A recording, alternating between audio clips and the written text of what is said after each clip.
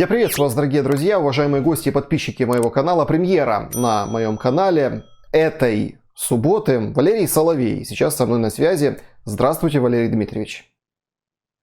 Здравствуйте, Александр. Здравствуйте, уважаемые зрители и Есть слушатели. множество аспектов и интереснейших тем, о которых я планирую поговорить, но начать я хочу с интереснейшей атаки на Севастопольскую бухту.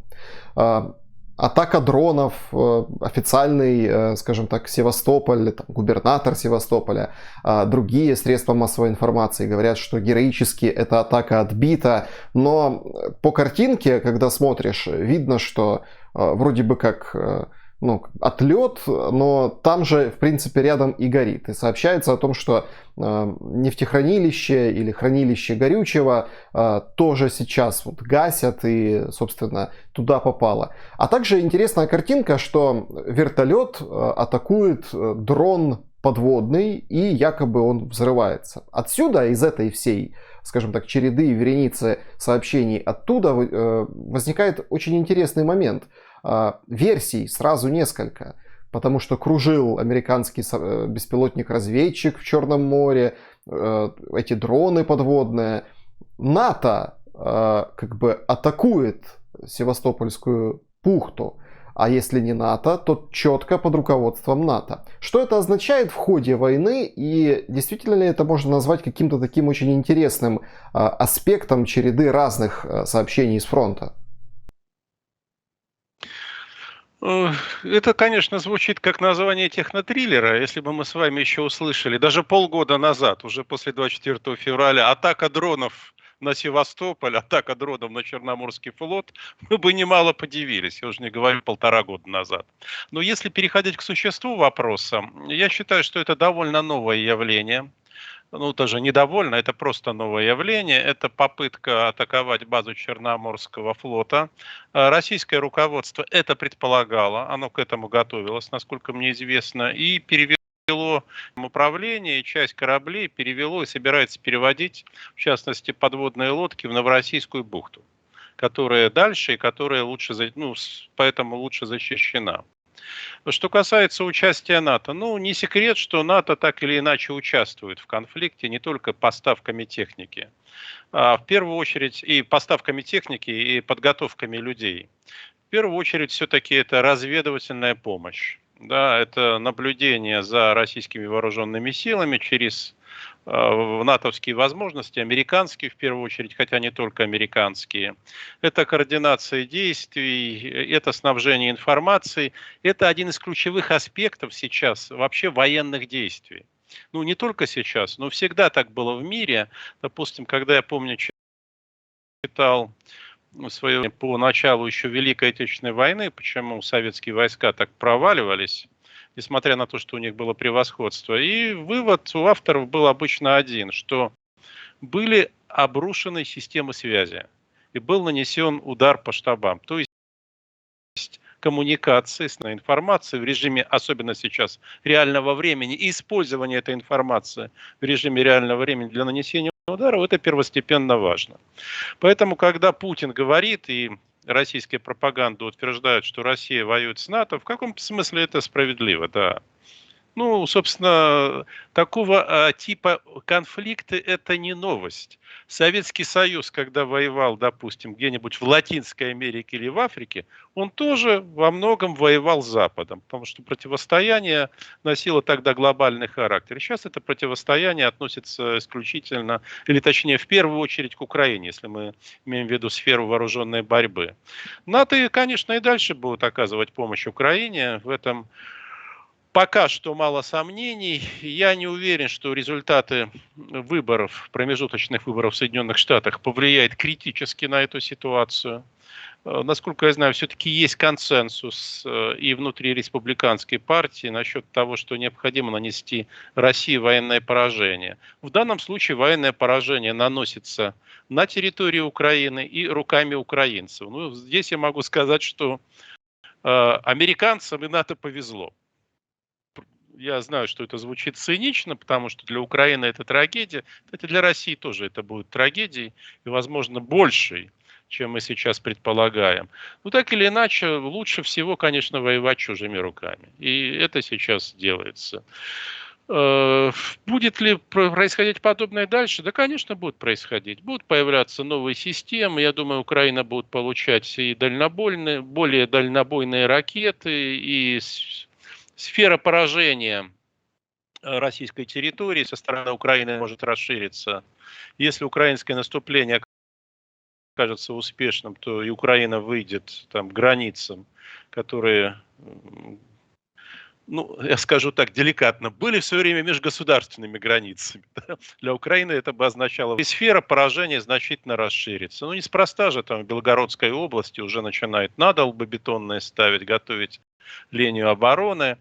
В этом есть что-то, конечно, такое, знаете, действительно постапокалиптическое, я вот так скажу, да. И я не верю, что ситуация зайдет так далеко, но мы с вами уже столько увидели за эти 8 месяцев, что, наверное, не стоит вообще уже ничему удивляться, и, наверное, стоит следовать девизу Горация, там, «Нил адмирари», ничему не удивляйся, будь готов ко всему. И тем не менее мы все равно будем продолжать удивляться. Так устроен человек, Да, Александр. об удивительном мы, Мгм. конечно, будем говорить дальше, но я все-таки уточню по поводу Севастополя и атаки на Мгм. бухту. Но ведь мы же помним вот эти громкие слова со стороны товарищей из Соединенных Штатов Америки, что если Россия применит какое-то ядерное оружие в конфликте и в войне с Украиной, да, то мы потопим Черноморский флот. Вот эта атака, это вот такая, ну, разведка боем перед, собственно, потоплением. И что в этом контексте она может означать?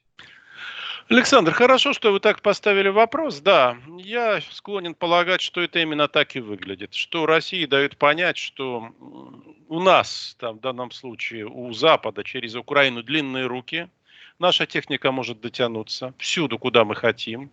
И имейте, пожалуйста, это в виду. И, кстати, характерно, что после выступления Путина на Валдайском форуме вот эта вот риторика, связанная с ядерной войной, она ее градус снизился. Это, кстати, совсем не означает, что аннигилированы, или, точнее, элиминированы намерения. Ничего подобного даже близко нет. Но градус риторики снизился в том числе и потому, что сейчас российское военно-политическое руководство не уверено в готовности российского ядерного оружия. По крайней мере, тех новых систем, на которые она надеялась, которые создавались, якобы создавались последние годы, которые якобы были, ну не якобы, а точно были вбуханы гигантские деньги, и вдруг 7 испытаний, проведенных в октябре, все 7 оказались безрезультатными. А Запад дает понять, да, вот видите, мы предупреждали, дроны это же не ядерное оружие, да, это конвенциональное оружие. Посмотрите, эти маленькие устройства, оказывается, могут оказываются смертельно опасными. И они дотягиваются до базы, ну, до священного Севастополя. А я напомню, что там в феврале, в марте этого года российское руководство и руководство Крыма заявляли, что нет, никогда никто не посмеет, мы надежно защищены. И вдруг как пошло-поехало, ну, с августа, по-моему, да, с августа, когда вдруг выяснилось, что это не так. Когда стали раздаваться хлопки, и военнослужащие стали курить в неположенных местах. И все-таки о ядерном оружии и ядерной угрозе. Вот видите, вы прочли с выступления Путина на Валдае, что градус снижен.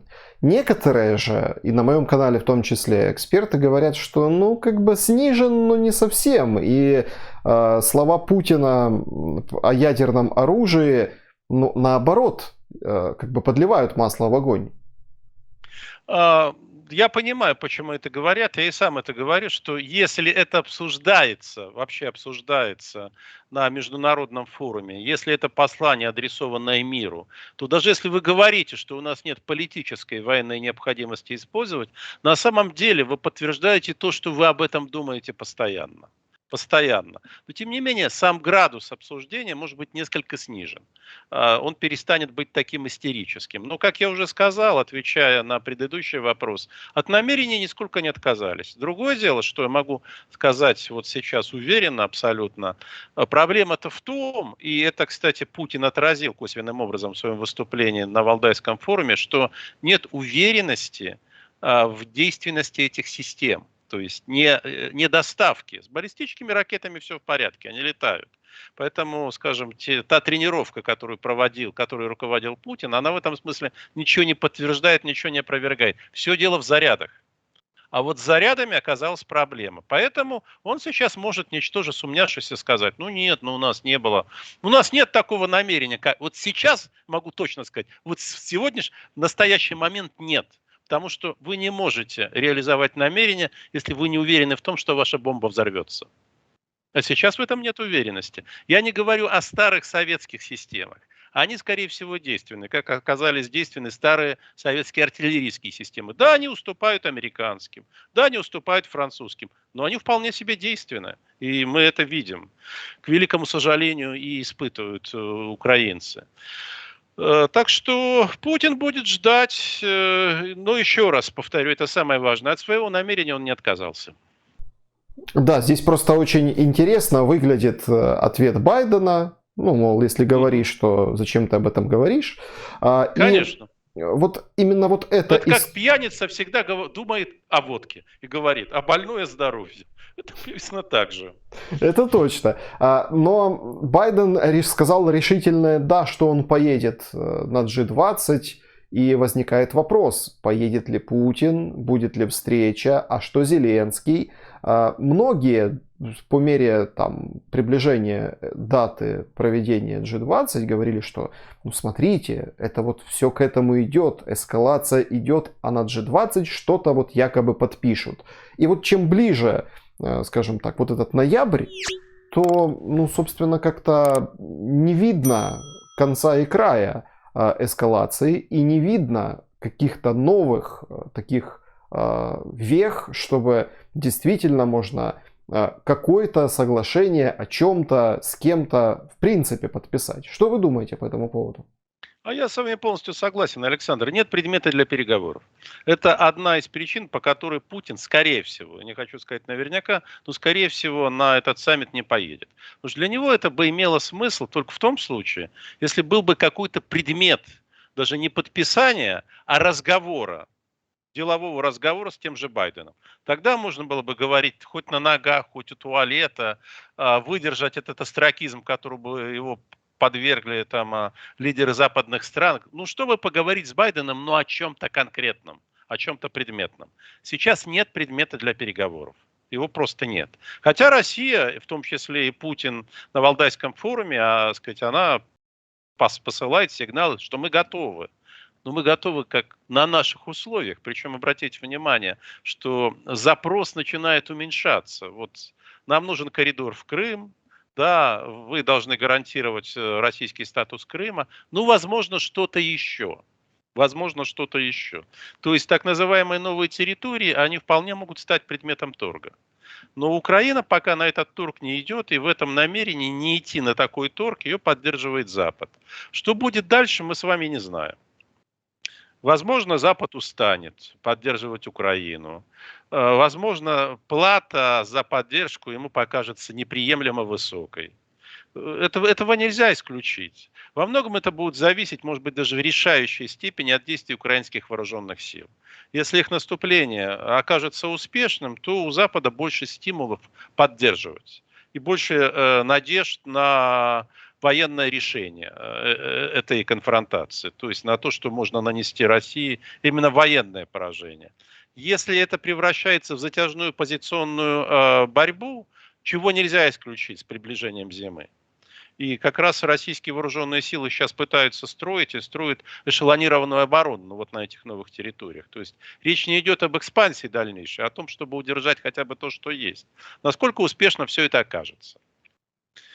То есть здесь много переменных. Мы знаем эти переменные, но мы не знаем, как они будут реализовываться и в какой комбинации они А окажутся. как торговаться вот этими новыми территориями? Это что, получается, нужно откатить, отмотать назад вот эти празднества, торжественное подписание, присоединение территорий областей, которые на тот момент даже полностью и не были контролируемые?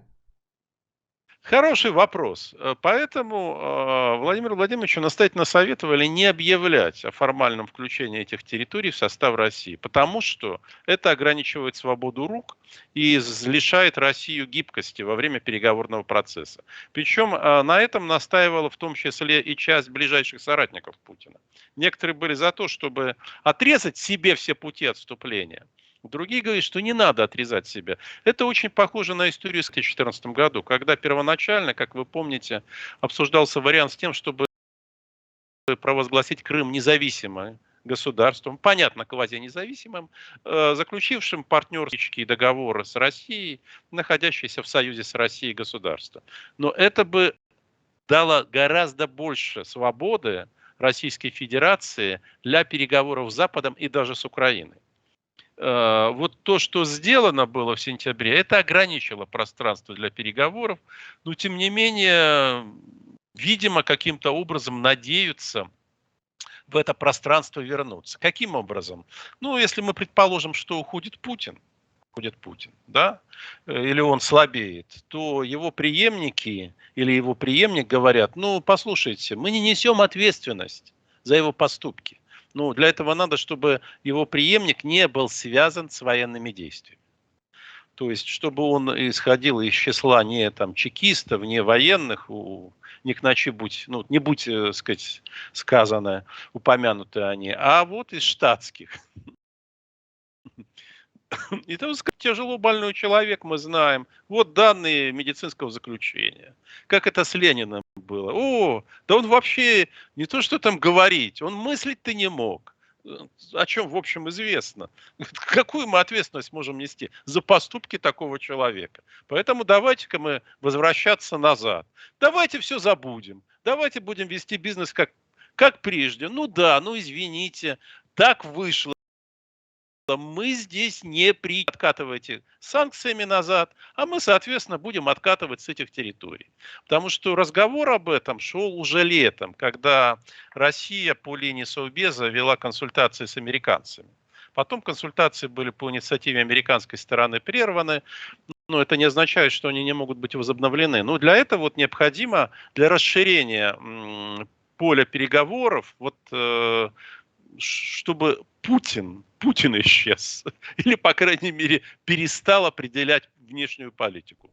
Да, Валерий Дмитриевич, мы давайте, чтобы закрыть вот наш блок с ядерной темой ядерного оружия, на полшага назад. И, собственно, я попрошу вас прокомментировать материалы Шпигеля о том, что Путин вот лично угрожал Шольцу применением ядерного оружия.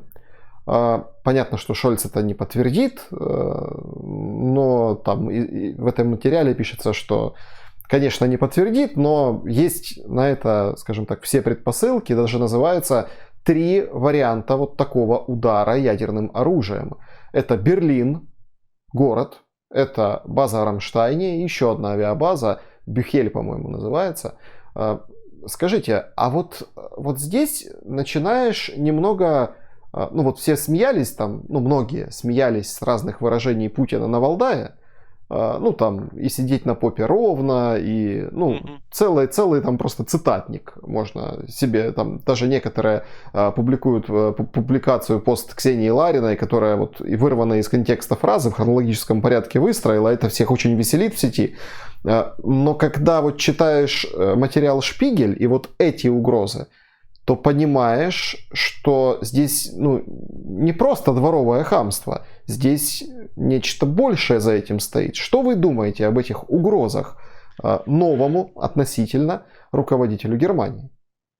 Александр, Шпигель это серьезное издание. Это не желтое издание. Это первое. Второе. Насколько я знаю, это все абсолютно соответствует действительности. То есть у меня нет ни малейших сомнений. Я знаю, что это вызвало в немецком истеблишменте очень сильное напряжение. Я знаю об этом. И что они восприняли это все крайне серьезно. Как вообще они крайне серьезно, еще со времен Меркель, воспринимали все угрозы российского президента. Они знают, что он может на это пойти. Они знают.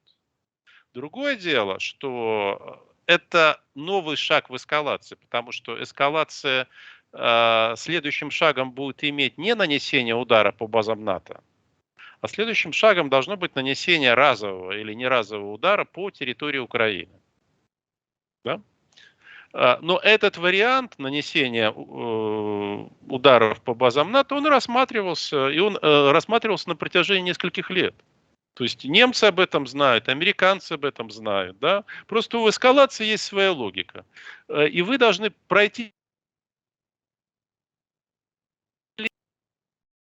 что Путин надеется, что на одной из этих ступеней Запад испугается и отступит. Почему это послание было адресовано? А вот вы готовы или нет? То есть это то, что подразумевается. Если мы готовы на все, то давите на Украину. Давите на Украину с тем, чтобы она остановилась, чтобы она пошла на подписание с нами мирного договора. Вот наши условия мирного договора. Это Путин, собственно говоря, произнес и в Валдае, что, с одной стороны, Запад во всем виноват. Именно Запад во всем виноват. Это все он сделал. Он втянул в вооруженный конфликт Россию. Он стоит там за, как Путин сказал, за переворотом, прочее, прочее, прочее. Это с одной стороны. Ну, вообще Запад во всем виноват, и он грабит мир, там свою, так сказать, дьявольскую систему навязывает, новые формы государственного политического устройства. Но, с другой стороны, мы не хотим войны, мы хотим мира, мы готовы договариваться. С другой стороны. Значит, войны не хотим, но к войне готовы и готовы к миру. Но, пожалуйста, на наших условиях. Вот это главное сейчас, на наших условиях. Он надеялся, ну, после того, как выяснил, что блицкриг против Украины не получается, что ему удастся пересидеть Запад, пересилить. И сейчас у него возникает впечатление, что, возможно, ему это уже удается. Что если побеждать в точных выборах, то они менее склонны к поддержке Украины. Я не хочу сказать, что они вообще откажутся. По крайней мере, менее склонны. Что кризис в Великобритании, несмотря на все заявления Сунака, да, он скажется на способности Британии оказывать помощь Украине. Тем более, кстати, у Сунака был бизнес в России. Ну, у его фирмы, точнее, был бизнес в России. И тому подобные вещи. То есть Путин готов платить, покупать, подкупать, угрожать, шантажировать, надеясь, что это создаст именно ту комбинацию внутри и внешнеполитических факторов, которые позволят ему добиться приемлемых условий для Украины. Ему нужно в отношении Украины, ну, имеется в виду для Кремля, ему нужна победа. Победа – это означает не просто сохранение Крыма, да, и коридора, это все-таки что-то еще, некое приращение России. Вот сейчас все в это упирается. То есть, еще раз повторю, это комбинация факторов. Мы знаем, какие это факторы, но мы не знаем их динамики, как это будет развиваться. И, возможно, главный фактор – это способность решить конфликт на поле боя. Ну, Кто здесь окажется сильнее, удачливее? Да, вы знаете, ну, как бы оттолкнувшись от этой как бы статьи, материала Шпигеля, здесь вообще очень интереснейшая, ну вот психологически даже история. Ну вот смотрите, то есть немцы покупают у россиян газ, строят новые потоки, которые еще до взрыва, которых еще очень и очень далеко. В принципе, до войны, которую развязывает Россия, тоже, ну, не близко. Не близко, да. А Путин угрожает нанесением, это все равно, что не то, что рубить сук, на котором ты сидишь, не то, что кусать руку, которая тебя кормит, это просто сверх цинизма. Это вот человек такой получается. Александр, я понимаю ваше удивление, но Путин этим и удивлял всегда. То есть все говорили, ну это же не в его интересах, это же нелогично. 24 февраля нелогично. История с Крымом, ну там можно было какую-то еще логику, да, Украина была очень слаба. В тот момент вообще было непонятно, сможет ли она выстоять как целостное государство. Вот вы прекрасно помните весну 2014 года, еще до российского вмешательства. А, То есть он очень часто ведет себя так, как кажется со стороны нелогичным. Дело в том, что он для себя очень логичен. Он очень последователен. У него на самом деле железная логика. Просто эта логика строится на иных посылках. Он верит в силу. Он верит в дерзость. Но для него дерзость и наглость это одно и то же. Он верит в наглость. Он считает, что он смог всех обмануть. Обман, да ради бога. Он будет вам в глаза говорить одно, как это было с Макроном, помните, который посещал Москву, говорил с Путиным по телефону, тут говорил, да, ну какая там Украина, ну что вы. То же самое говорил Песков. Они же все копируют стиль своего шефа. Ну, вот как в этой замечательной поговорке, ты плюй в глазах. Это божья роса. Они будут говорить вам что угодно. И через полчаса воткнут нож в спину. Запросто. Никаких вообще ограничений. Он гордится этим. Он считает это преимуществом. Преимуществом. Он считает, что он открыл новаторский стиль международных отношений. И в 2014 году казалось, что это сработало. Ему казалось, что в 2022 году будет так же, как и в 2014. Ну, что было, исходя даже вот из той логики элементарной, был уже не так. Даже Игорь Стрелков говорил, что уже легкого похода никак не получится, что будет что-то совершенно иное. Если вы хотели легкого похода, но надо было доводить дело до конца там, в 2014 году. И когда Путину это говорят, он эту логику не воспринимает. И уже предупреждали американцы перед 24 февраля, теперь мы знаем об этом, они рассказали. Немного раз предупреждали, какие будут санкции. Что санкции обрушатся мгновенно. Что все уже Он не верил этому.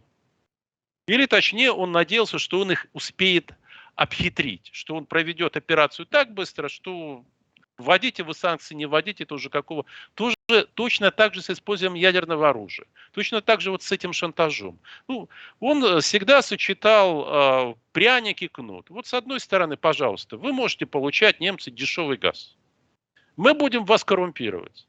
Ваши политики входят в директораты наших корпораций, становятся участниками советов этих корпораций, прочее, прочее, прочее. Мы будем финансировать ваши партии маргинальные, которые быстро набирают силу. Мы готовы покупать вас, подкупать. Ну, допустим, соседние с Германией и Австрией, это вообще российская вотчина, Александр. О ее продажности, да, даже среди итальянцев ходят легенды. А легенды, на сей счет, итальянцы на сей счет, не очень щепетильны, там, с давнишних времен. Легенды в Европе ходят, понимаете, до чего продажные австрийские политики.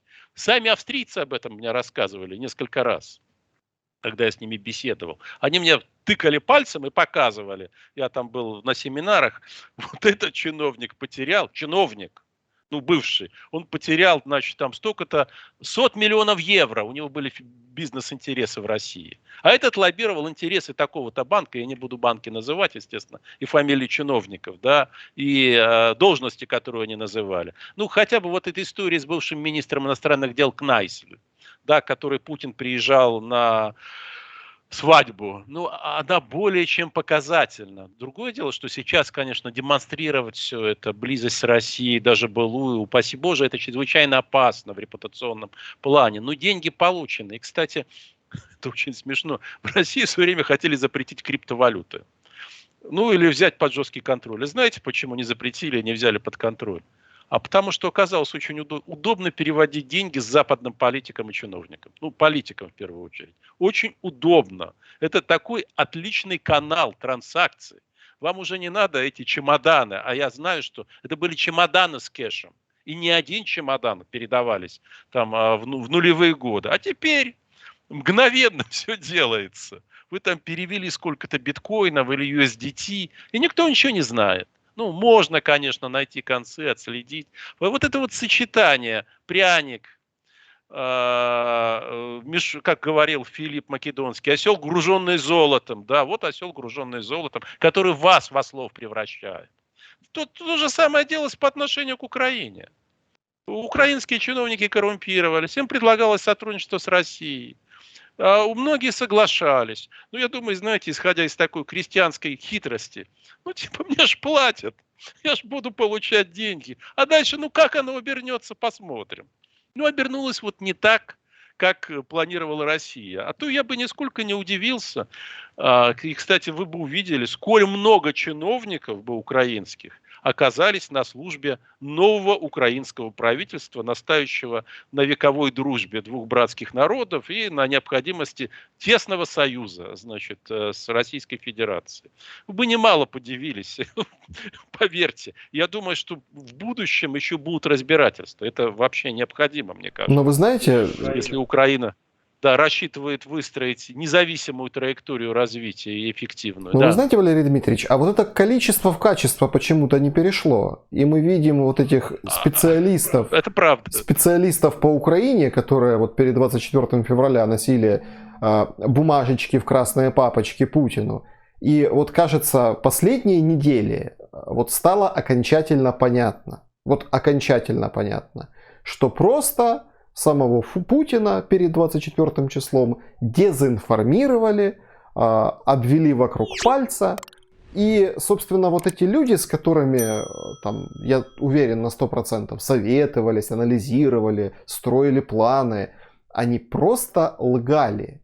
Лгали, получали деньги, и получилось так, как получилось.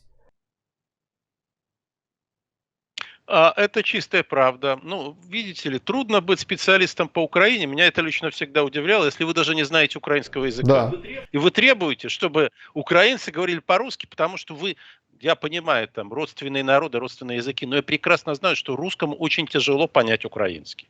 Очень тяжело. Я это прекрасно знаю, потому что я знаю украинский язык, да, говорю уже с трудом, но читаю, понимаю. И вот эти специалисты, якобы по Украине, не зная украинского языка, ну как вы можете считаться специалистом, если вы не жили никогда в этой самой Украине? Вы вообще не представляете, что украинцы устроены в ментальном и культурном отношении несколько иначе. Иначе они устроены, это правда. Ну и что мы фенотипически не отличаемся? Да, внешне мы одни и те же. Но устройство там социума в головах разное, оно действительно разное.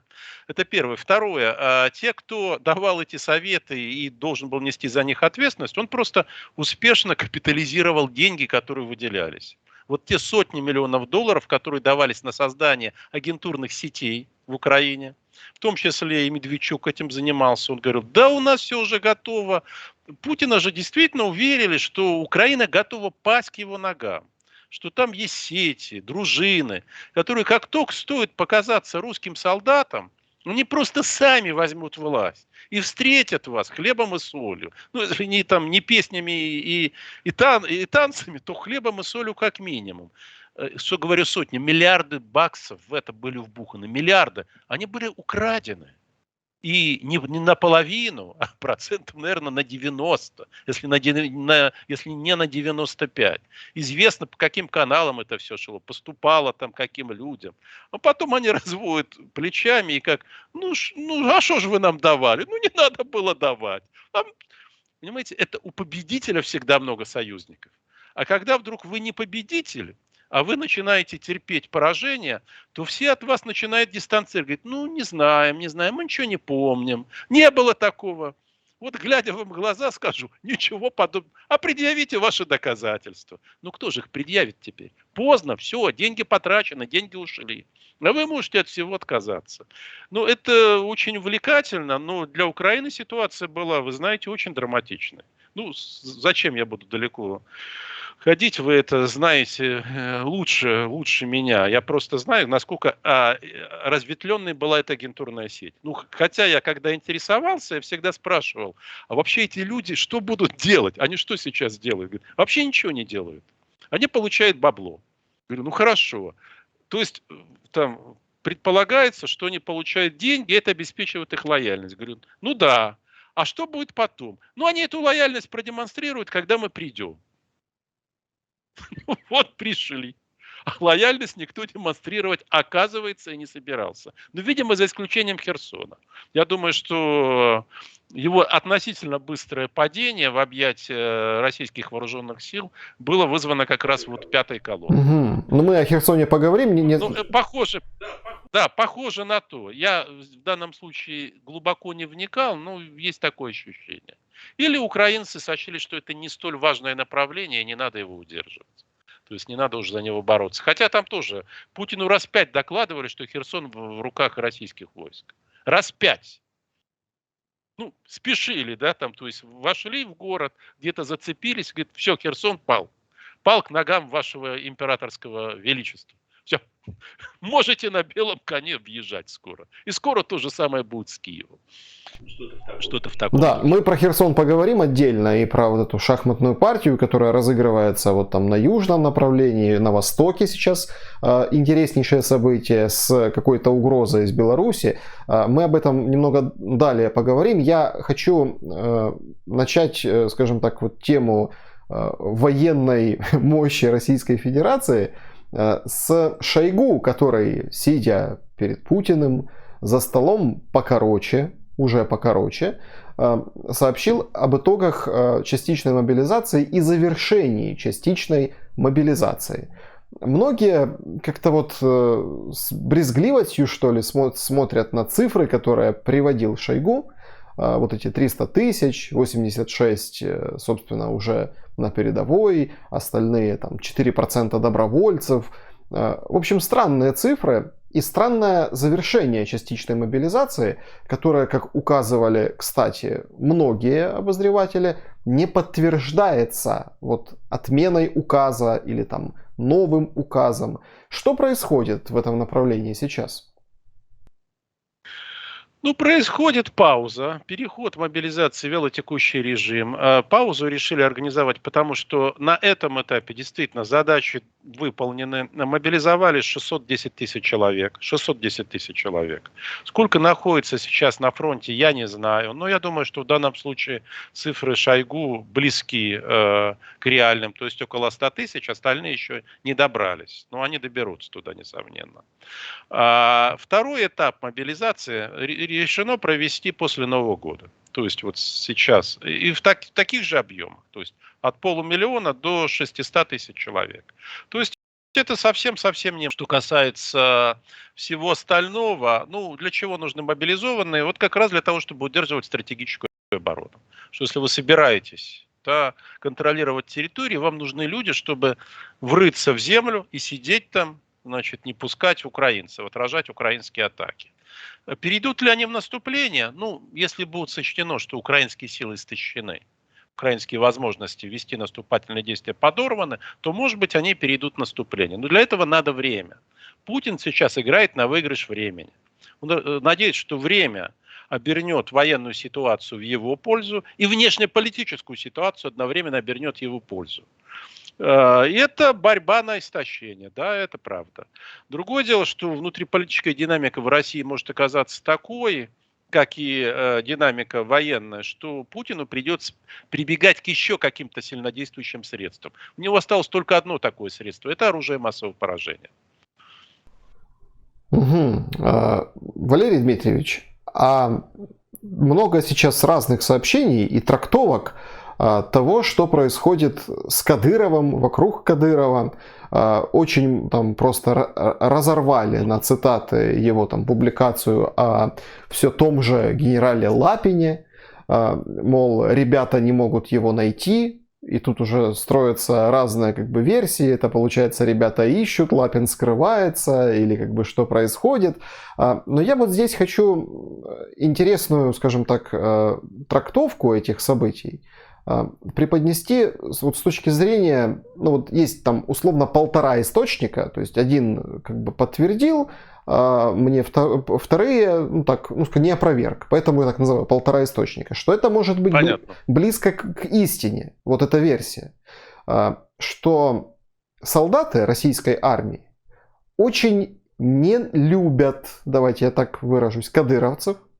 И там на передовой, там, в Луганской области, в Донецкой области, собственно, даже доходит до того, что солдаты российские сдают ВСУ место расположения частей, место сборов кадыровцев, и те, соответственно, лупят хаймарсами, мстя, ну вот, из мести за то, что в самом пекле находится обычный российский солдат, а вот эти тикток-войска, они заградотряды, они где-то там красуются в обмундировании. И вот таким образом происходит вот эта борьба. А то, что там Кадыров, Лапин, провалы, джихад, который он объявил, это вот просто как следствие того, что происходит. Что вы думаете на этот счет? Что знаете и как анализируете вот это вы? Ну, то, что существует неприязнь между армейцами и кадыровцами, и между руководством Министерства обороны, Генштаба и Кадыровым, это факт хорошо известный. Равным образом, как существует неприязнь между чекистами и Кадыровым, то же самое. В данном случае чекисты и армейцы, они расходятся во всем, кроме неприязни к Кадырову. А это есть. Неприязнь к Кадырову, неприязнь к кадыровцам. Во что это выливается? Вот то, о чем вы сказали, что там могут сдавать позиции, но это, вы понимаете, может делаться только с ведома командиров. Это может делаться, или точнее сами командиры, там условно батальонного, полкового уровня, ну, уровня тактических вот этих батальонных тактических групп это и делают. Но это предположение. Это наши предположения, скажем так. Эти предположения сопровождают эту конфронтацию уже с марта. Они сопровождают с марта. И вы не раз их слышали, я тоже. Доказательств у нас нет, и, наверное, они никогда и не появятся, потому что никто не заинтересован, ни российская сторона, ни украинская, в том, что если такого сорта контакты существуют и такой обмен информацией, чтобы это стало известным. Никто в этом не заинтересован. Но это, по крайней мере, может объяснять неприязнь Кадырова к Лапину и публичную критику Лапина. Другое дело, что очень важно понимать, что Путин позволяет эту критику. У Кадырова есть такая привилегия. И у Пригожина есть такая привилегия. Потому что Путин недоволен военными. С его точки зрения, они плохо воевали. Они не обеспечили выполнение гениального замысла Путина. Они не обеспечили решение тех задач, которые перед военными были поставлены верховным главнокомандующим. Но, честно скажу, они не собирались, потому что они знали, что это недостижимо. Эти цели недостижимы при том количестве военнослужащих и техники, которыми они располагали. Эти цели были недостижимы. И военные смотрят на ситуацию в целом, российские военные, включая генштабистов, довольно пессимистично. Довольно пессимистично. Перейти к стратегической обороне, которую Россия перешла где-то в октябре, они предлагали еще летом. Летом. Они летом предлагали, я знаю, уйти из Херсонской области самим. Сосредоточиться исключительно в Донбассе, начать закапываться, как это говорят, там, заливать бетоном все. И попытки к этому предпринимались, но Путин требовал идти в наступление, значит, добиваться новых успехов. Там эпическая битва за Попасную, которая 1,5 месяца продолжалась.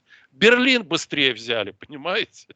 Тут за Попасную. Я помню, как там в российских телерепортажах все время это Попасная, это крошечный населенный пункт. Ну, что я вам буду рассказывать? А знаете, что сейчас рассказывают, Валерий Дмитриевич? Да. А сейчас рассказывают, снимая там пропагандистские ролики, какие-то там выступления отдельных, ну вот, так называемых республик, ну, хотя уже как бы они российские, поэтому вот этих... Субъекты, субъекты.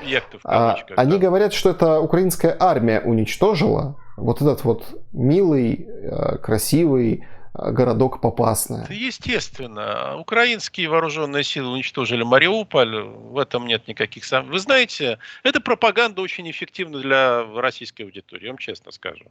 Вот значительная часть российского общества, не меньше половины, даже больше, питается информацией с телевидения. Поверьте, они свято в это верят. Свято в это верят.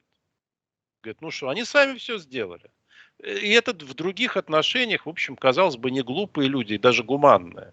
Да, ну вот, когда мозг поражен, у некоторых частично, по счастью, у некоторых полностью. Он полностью находится под влиянием пропаганды. Но мобилизация, она стала каким-то просветом для многих. Опять же, я говорю о встроенных наблюдениях, не социологии. Те люди, которые мне говорили после февраля, после 24 февраля, ну все правильно, таки надо им, значит, врезать этим там бандеровцам, нацистам, то вдруг после 21 сентября они стали говорить, ну, может, надо было все миром решить, может быть, мы могли бы договориться, а если уж хотелось так, надо было все это делать в 2014 году, сейчас уже поздно.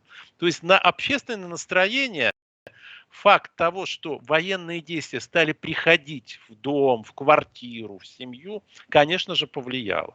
Конечно же, повлияло. А возвращаясь к тому, о чем вот вы сказали, о Кадырове, о Пригожине, в данном случае их можно через запятую упоминать. Я уже говорил, по-моему, даже у вас, Александр, что они вообще думают о будущем. И Кадыров, и Пригожин прекрасно понимают, что Россия ожидает тяжелейший кризис. Они прекрасно понимают, что будет решаться вопрос о власти, и, наверное, довольно жесткими методами этот вопрос о власти может решаться. И если у тебя есть силовой ресурс, то ты обладаешь преимуществом. Ты можешь повлиять на решение этого вопроса, полагает Пригожин. А Кадыров рассчитывает с помощью своего силового ресурса как минимум защитить свой домен, то есть свою власть в Чечне. Поэтому он будет беречь своих, он бережет их. Он прекрасно понимает, что ему их надо сохранить. Потому что для него самые тяжелые испытания не сейчас, а еще впереди.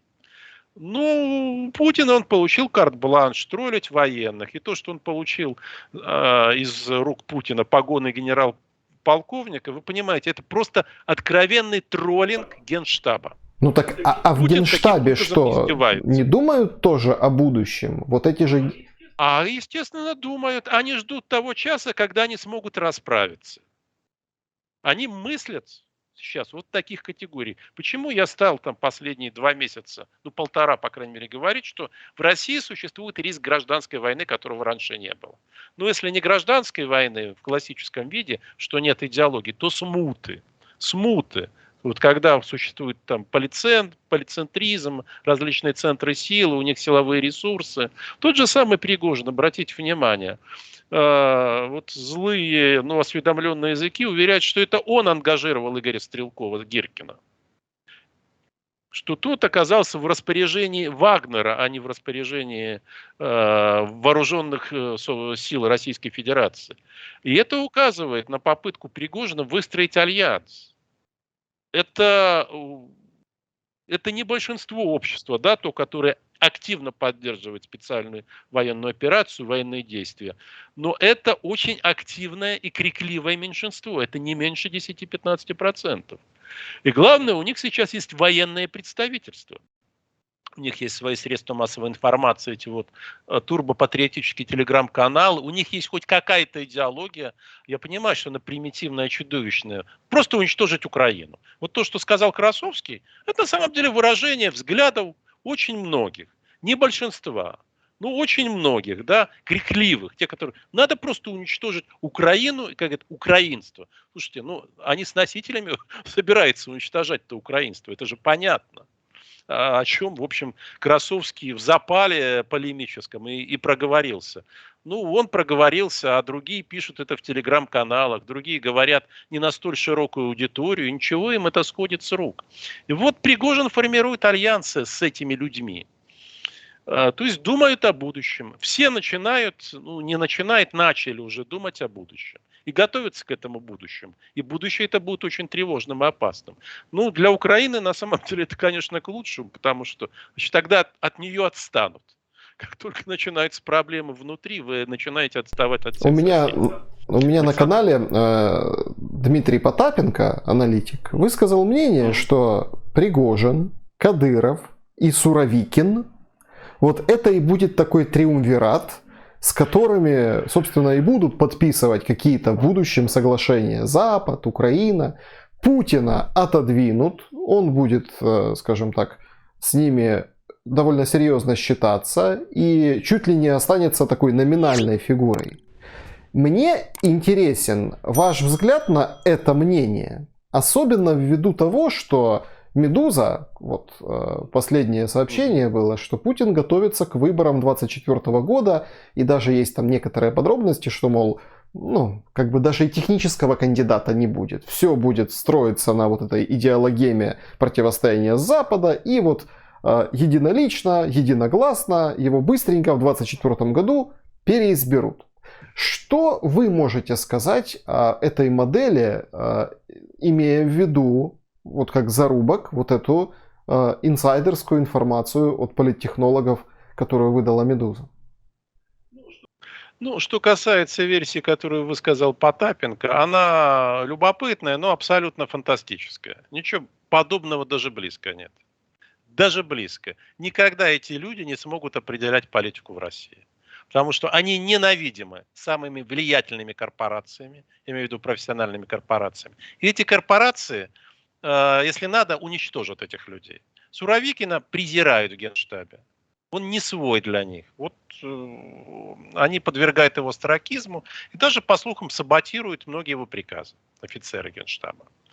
О Кадырове, о Пригожине я могу сказать только, их объединяет то, что они одинаково неприемлемы и для чекистов, и для армейцев. У Кадырова хорошие отношения среди силовиков с Золотовым, у Пригожина, по-моему, тоже.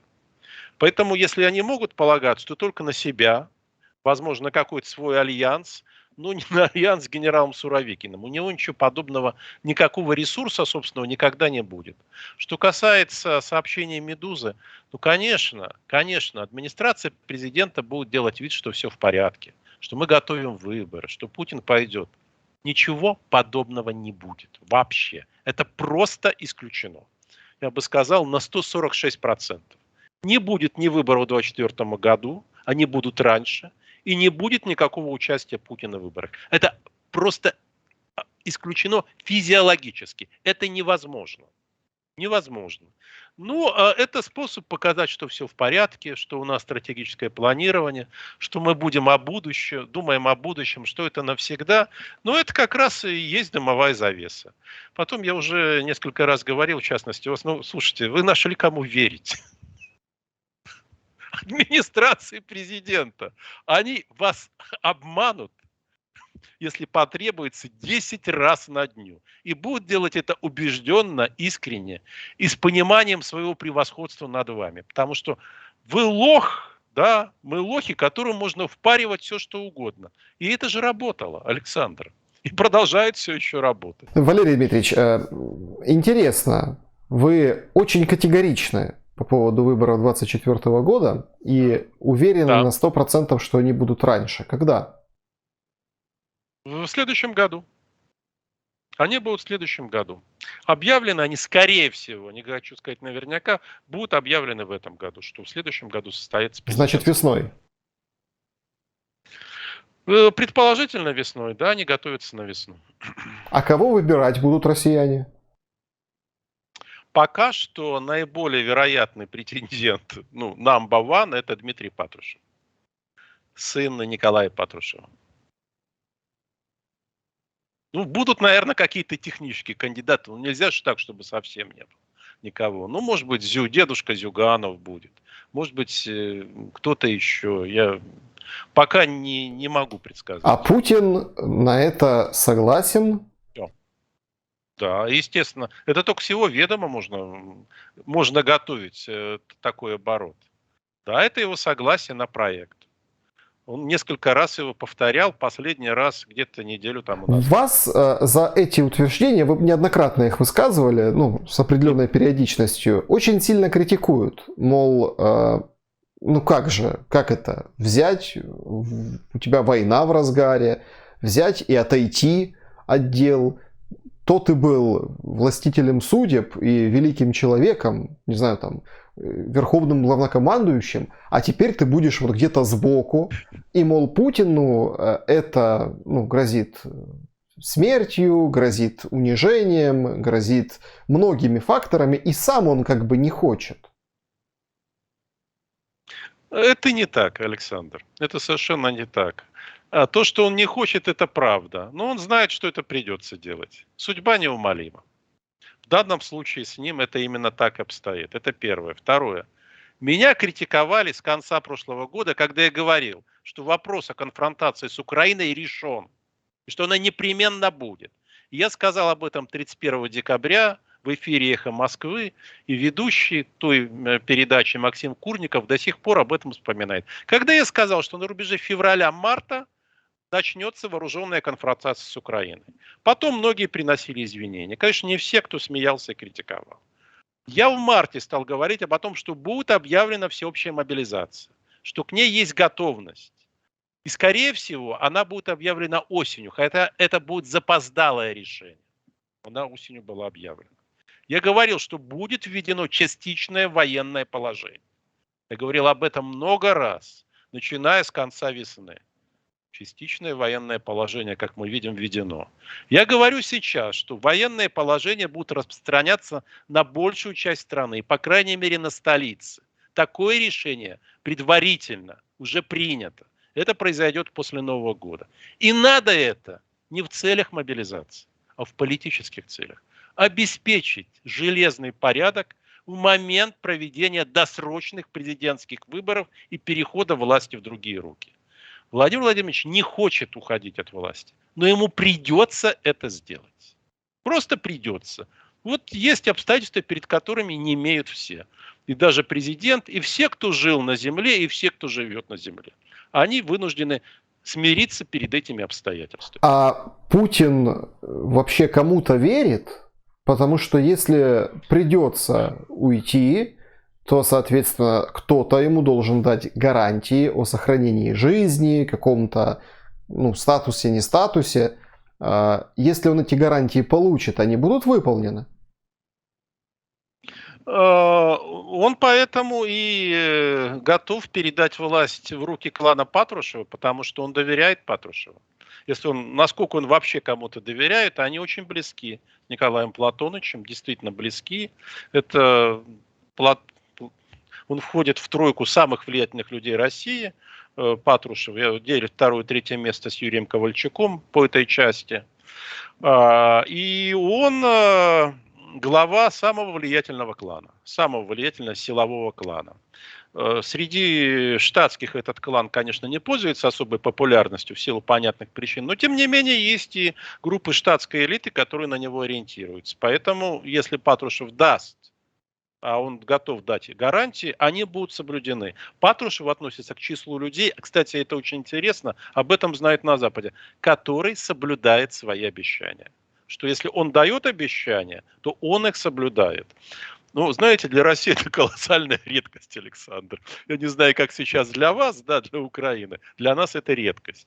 Когда человек дает обещания, он их соблюдает. Особенно среди элиты.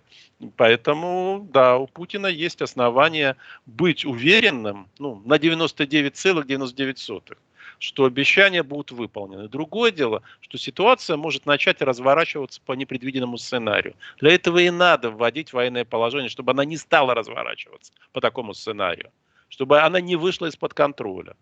Но я думаю, она все равно выйдет из-под контроля. И не снизу она выйдет, а сверху.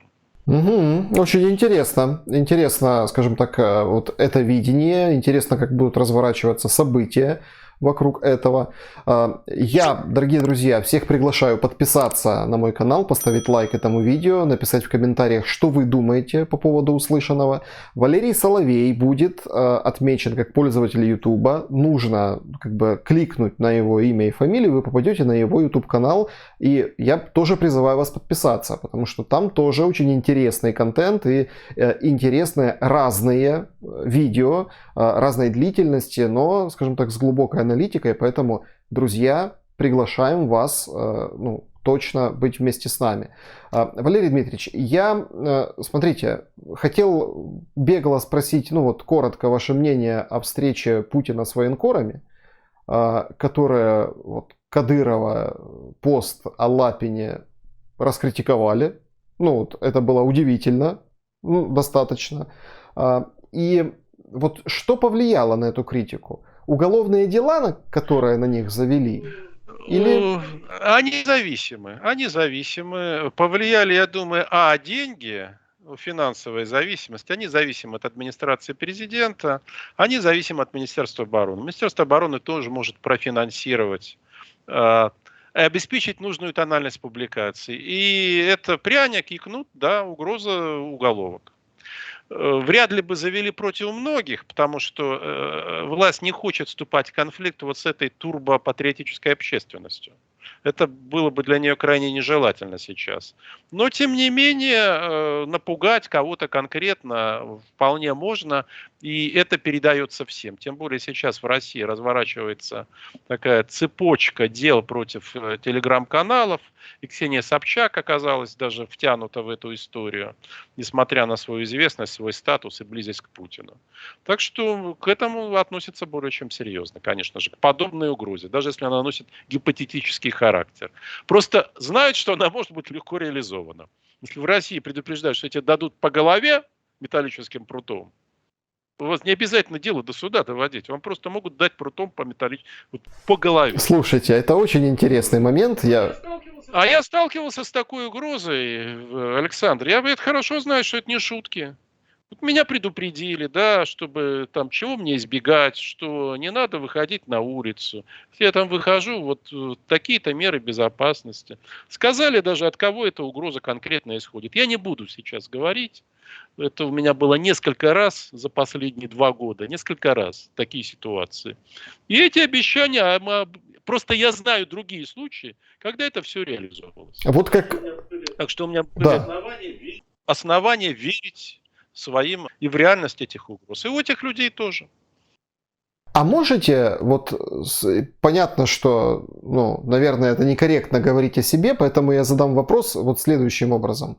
Вот смотрите, вот с позиции пережитого опыта в отношении как это все происходит. Да, есть информация, она поступает, что с тобой будет, потому что там есть какая-то разнарядка. Берем эту цепочку. Да.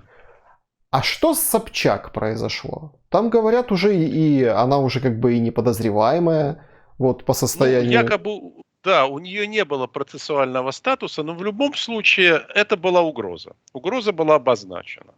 Злые, но информированные языки сообщают, что это было сделано по просьбе Екатерины Тихоновой, дочки Путина. Что причиной напряженности стало между Екатериной и Ксенией Собчак, неизвестно. Ксения могла что-то нелицеприятное сказать в каком-то кругу, Екатерине об этом сказали. И поверьте, я очень хорошо знаю, что очень часто стимулом, побудительным мотивом к тем или иным преследованиям были глубоко эмоциональные вещи. Кто-то кого-то оскорбил. И у меня был лично такой эпизод.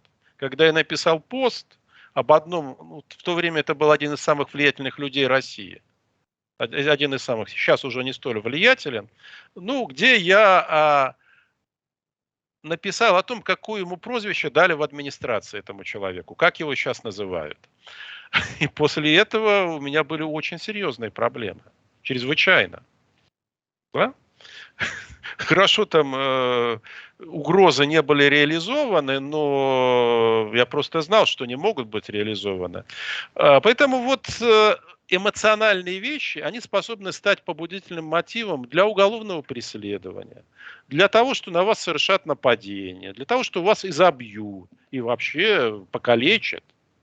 Сколько таких случаев было?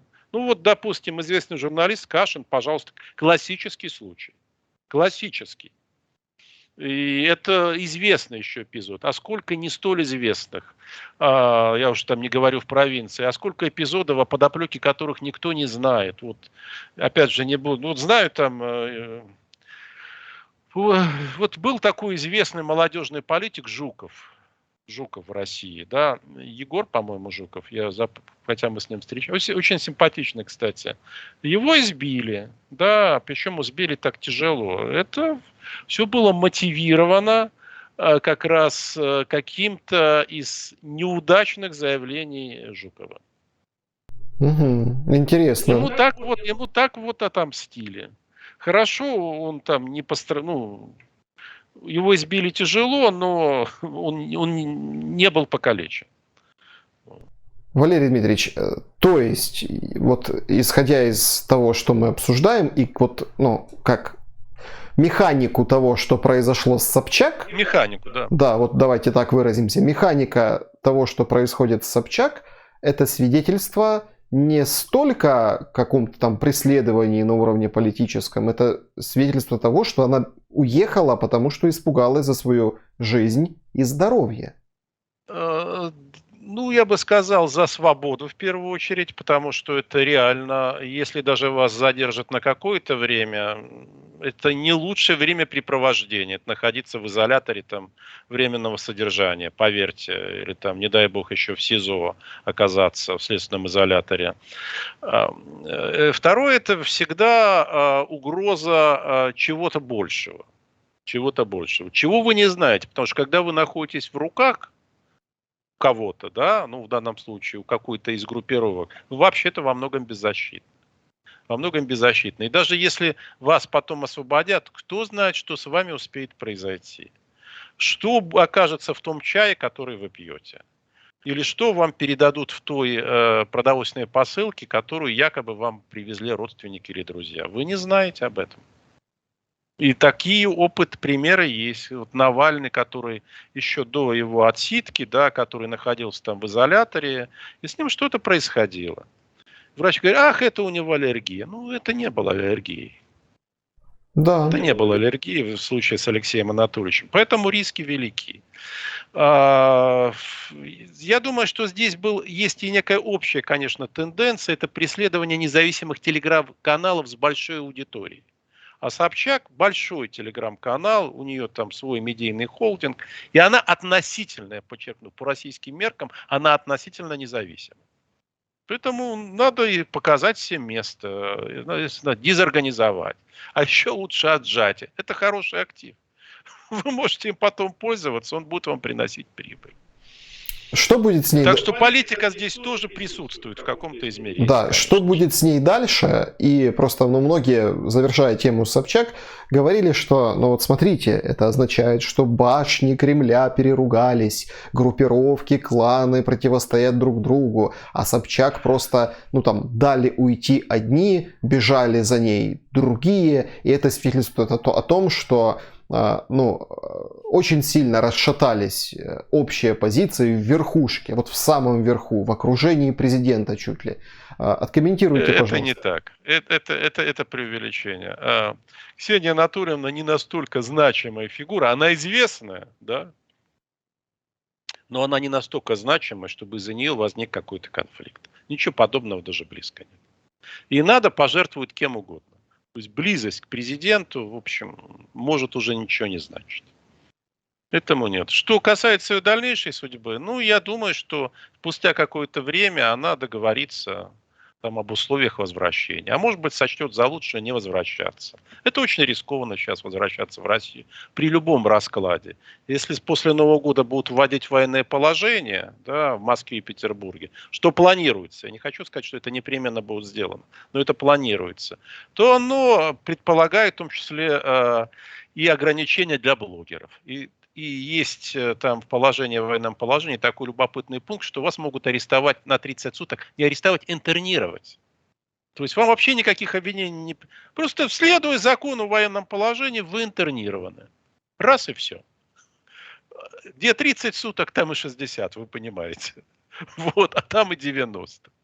То есть вы на сутки выйдете, не успеете дойти там от приемника, вас снова возьмут. А вот вы сейчас плюнули не туда, или там сигарету не туда, или перешли улицу в неположенном месте, и вообще еще 30 суток посидите. Это для вашей же безопасности. И вообще страна, это военный лагерь, вы же понимаете, какое положение. Да. Так что, возможно, в такой ситуации было бы лучше и не возвращаться. Как знать. Финальный вопрос. Обычно в самом конце мы с Валерием Дмитриевичем обсуждаем какие-то очень интересные подробности, где-то даже там эзотерические моменты. Но у меня в финале очень такой, скажем так, простой понятный вопрос, на который было сложно ответить во время прошлой нашей встречи Валерию Дмитриевичу. Но сейчас вроде бы как есть подробности, но по крайней мере ходят слухи, что Путину на день рождения Ковальчук подарил армию солдатиков. И их было там ровно 1 000 000. Вроде бы как звучит как анекдот, Но что известно более или менее доподлинно? Насколько я знаю, это правда. Мне подтвердили другие источники, что да, причем заказ был размещен чуть ли не в конце весны или начале лета, то есть подготовки. И все эти фигурки, вот миллион, они индивидуальны. Вот помните, как терракотовая армия китайского императора? Ну там несколько тысяч фигур, а здесь миллион, и все они индивидуальны. То есть это была большая работа, действительно, работа профессионалов, большой заказ. И этот подарок сделал ему Юрий Ковальчук, и Путин очень ценит именно его подарки. Они всегда действительно оригинальны. Ну, мне эта оригинальность кажется очень сомнительной, и в этом случае, и в других.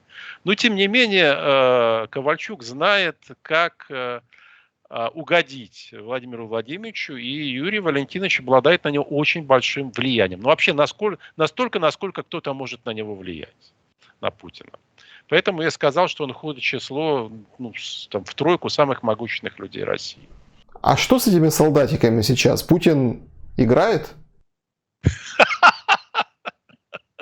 Вряд ли у него есть на это время, Александр, и силы. Может быть, внуки будут играть, кто знает. Может, могут им передаст. Или у него есть маленькие дети от Алины Кабавой. Может быть, детки будут играть. Там сын, по-моему, еще в начальной школе от Алины. А возраст 2 еще я не помню. Они, по-моему, у него двойняшки, кажется. Вот. Будут играть с этими солдатиками. Ну, где вы представляете, какая нужна не комната, а зал для этого войска. Ну, честно, я любил в детстве играть с солдатиками. У меня были оловянные солдатики. Прекрасные, советские. Я бы, наверное, сейчас не без удовольствия, если бы время позволило, тоже с ними повозился. А так он, может, будет разыгрывать битву за Украину.